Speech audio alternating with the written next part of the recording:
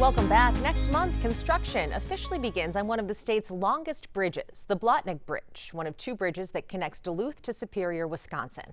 That bridge will be closed for up to 5 years. Jennifer Hoff has more on how to avoid the biggest impacts.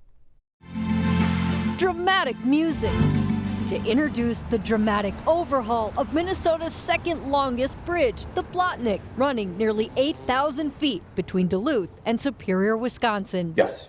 We've been very busy. The state's project director releasing the animation for the first time, along with other drawings 6 years in the making. I always say these big projects move like a glacier and a rocket all at the same time. The bridge, some 60 years old, a vital link connecting the port cities with more than 30,000 vehicles every day, but is in such bad shape, the state received $1 billion in federal funding to replace it. Part of our mission here is all modes of transportation. We want to make it available for pedestrians and bicyclists, and to that end, to make it usable for all ages. From overlooks to a shared use path that's 12 feet wide, weathering steel to last 100 years, and after 30 design options, landing on the same location. It lets the crews have the whole thing at one time.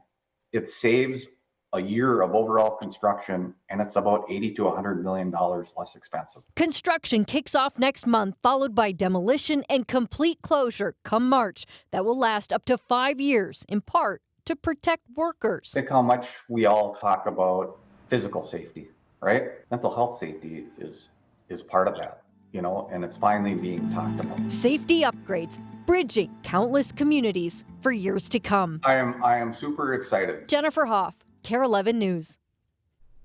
Now, the primary detour will be across the area's other bridge, the Bong Bridge, or Highway 2 just to the west. The Oliver Bridge, about 10 miles away, is another option. Listen to this. Bemidji is one of 25 finalists for the merriest Christmas town in America, according to the Hallmark Channel. Bemidji's entry cites their Night We Light celebration, massive Christmas trees, Santa's workshop, and more than 1 million lights. You can vote for Bemidji through September 4th. And if they win, Hallmark will shoot a Christmas movie there. Well, when those of us in the land of 10,000 lakes think water skiing, we may think of Lake City, the official birthplace of the sport. But we guarantee you most do not think of a lake Boyd Huppert found in Wisconsin. However, you might after this story. Grow up on a farm and you work. We would get up before school, feed calves. But Elaine Heller-Butler's dad had more than cows on his mind. Play and fun. Mainly water skiing. Water skiing was an inconvenient choice for a man living in a sea of corn. He has an idea. Till Elaine's dad planted something new. We dug down to the water table. A lake that grew from a cornfield. Blue Moo.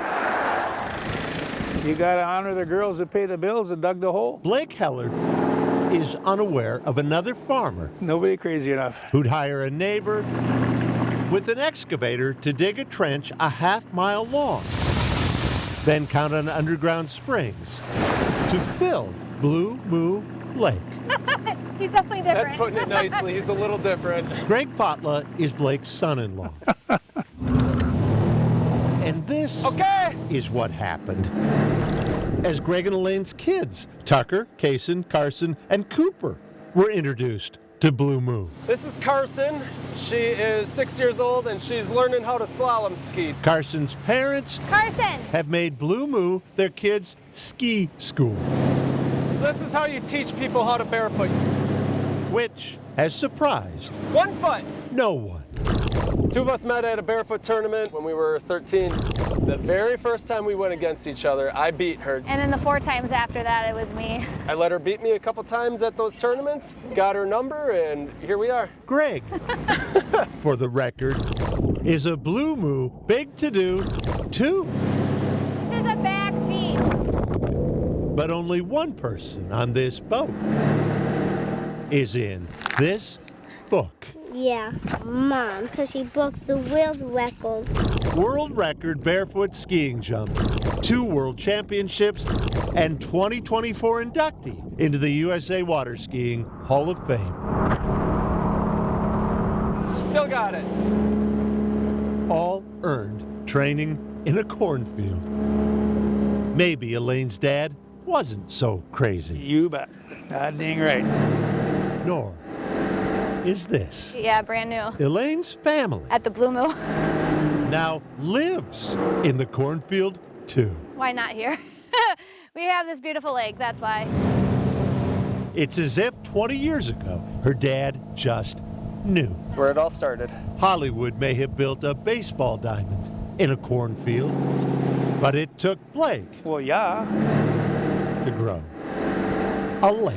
This is our dream come true. Boyd Hupert, KARE 11 News, Alma Center, Wisconsin.